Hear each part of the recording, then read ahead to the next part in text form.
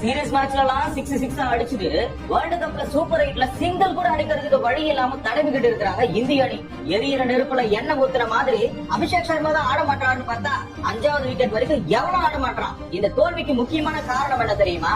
இந்தியாவோட தலைவனம், அதாவது திமிழ். அதே மாதிரி சவுத் ஆப்பிரிக்காவினுடைய கேப்டன் மார்க்ரம் அவர் வகுத்த திட்டம் தான் முக்கியமான காரணமே. எல்லா பேட்ஸ்மேன்களுக்கும் பக்கவா பிளான் போட்டாரு. அதாவது எவன் எங்க அடிப்பான்னு பாரு, அந்த இடத்துல எல்லாம் ஃபீல்டிங்க போடு. அதுவும் இல்லாம நீங்க எவனுமே 140 கிலோமீட்டர்ல போடாதீங்க. கொஞ்சம் கூட எதிர்பார்க்காத மாதிரி வேகத்தை குறைன்னு குறைச்சு நக்கல் பால போட்டு மொத்த பெரிய போல்ட் எடுக்காம கேட்சா எடுத்திருக்காங்க. 6 ஓவருக்கு 41 ரன்னுக்கு 3 விக்கெட்டை இழந்து ஏதோ ரேஷன் கடையில அப்பதான் பொருள் கொடுக்க ஆரம்பிச்சிருப்பாங்க. அந்த மாதிரியான நேரத்துல என்ன பாக்கெட் காலி சக்கரை காலின்னு சொன்னா மனுஷங்க டென்ஷன் ஆயிடுவாங்க. அந்த மாதிரி சவுத் ஆப்பிரிக்கா ரசிகர்கள் அத்தனை பேருமே இவங்க விக்கெட் இழக்கிறத பார்த்து டென்ஷன் ஆயிட்டாங்க. ஆரம்பத்துல சவுத் ஆப்பிரிக்கா தடுமாறினாலும் தங்கம் 3 மாசத்துல விளையாடுற மாதிரி 3 பேர் ரேட் எடுத்துட்டு போயிட்டாங்க. 5வது ஓவர்ல இருந்து 12வது ஓவர் வரைக்கும் 2 பேரும் பிரிக்கவே முடியல. எதிர்வுட்டுக்காரன் சண்டைக்கு வந்தா புருஷன் முன்னாடி சேர்ந்து நடு ரோட்ல நாய் கத்துவாங்கல்ல, அந்த மாதிரி சண்டை போடுறாங்க. அதாவது பேயாட்டம் அடிக்கிறாங்க. 50 பாலுக்கு 97 ரன் 2 பேரும் சேர்ந்து அடிச்சிருக்காங்க. இன்னொரு பக்கமா என்ன சாப்பிட்டு வந்தாரு தெரியல இந்த மில்லர். ஏதாவது மாட்டுக்கு வைக்கிற தவிடு புண்ணாக்கு எதனா சாப்பிட்டு வந்தாரான்னு புரியல.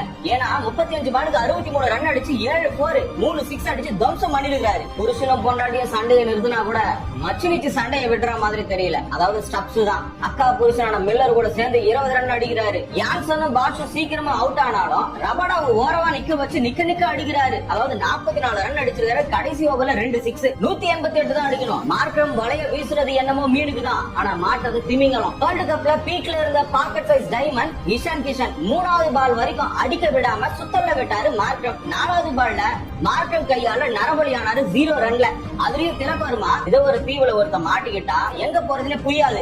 அந்த மாதிரி எப்படி ஆடுறதுன்னு புரியாமலேயே இந்த இடத்துல ஒரே 2வது தீவுலயே செத்து போயிட்டாரு. ஆக மொத்தம் பவர் பிளேக்குள்ளார 6 ஓவருக்குள்ளார 31 ரன்னுக்கு 3 விக்கெட்டை இழந்து இந்தியா தடுமாறிக்கிட்டு இருக்கிறாங்க. திருவிழாவில தனியா திரட மாட்டிக்கிட்டா எப்படி முழிப்பான், அந்த மாதிரி சூரியகுமார் யாதவ் மாட்டிக்கிட்டு முழிக்கிறாரு. சேஸ் பண்ண முடியல. 4 விக்கெட் காலி. 66 பாலுக்கு 137 அடிக்கணும். ஒருத்த செத்து போயிடுவான்னு அவனுக்கு தெரிஞ்சு போச்சுன்னா அவன் செத்து போயிடுவான்ற பயத்திலேயே செத்து போயிடுவான். அது மாதிரி இவர் பதட்டத்திலேயே பால தூக்கி ஃபார்வர்ட்ல கொடுத்துட்டு 22 பாலுக்கு 18 அடிச்சுட்டு ஒட்டுமொத்த இந்திய ரசிகனுடைய நம்பிக்கையும் உடைச்சிட்டாரு. 2 ஓவர்ல வாரி கொடுத்த மகாராஜ் 15வது ஓவர்ல பாண்டியாவை படுக்க வச்சு ஹர்தீப் சிங் அரெஸ்ட் பண்ணி ரிப்பேர் ஆக்கி 3 பெரிய விக்கெட் எடுத்து இதுக்கு மேல எதுவுமே இல்லன்னு இந்தியாவோட திமிர அடக்கி இருக்கிறாரு. கடைசியா யான்சன் 19வது ஓவர்ல 5 பால் மட்டும் தான் வீசினாரு. இந்த 5 பால்ல கடைசி 2 பால் 2 விக்கெட். அதாவது 37 பால்ல 42 அடிச்ச சிவம் துபே காலியானாரு. கூடவே பும்ரா காலியாகி 18.5 ஓவர்ல 111 ரன் அடிச்சு மொத்த விக்கெட்டை இழந்து 76 ரன்கள் வித்தியாசத்துல சவுத் ஆப்பிரிக்கா ஜெயிச்சிருக்காங்க.